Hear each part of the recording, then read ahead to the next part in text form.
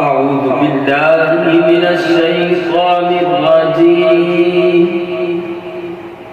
بسم الله الرحمن الرحيم.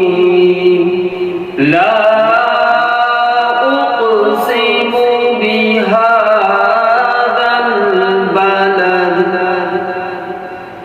وأنت حل بهذا البلد ووالد وما ولد. لقد خلقنا الإنسان في كبد.